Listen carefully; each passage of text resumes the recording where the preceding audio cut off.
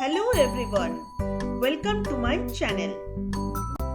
Today I am going to share a very easy recipe of Gajar ka halwa.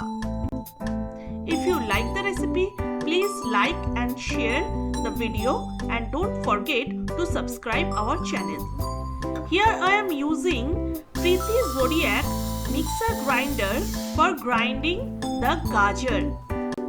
It makes your job easy and convenient.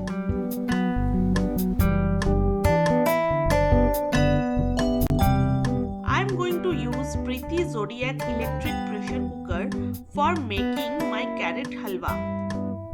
If you don't have any electric pressure cooker, you can use instant pot or even normal pressure cooker.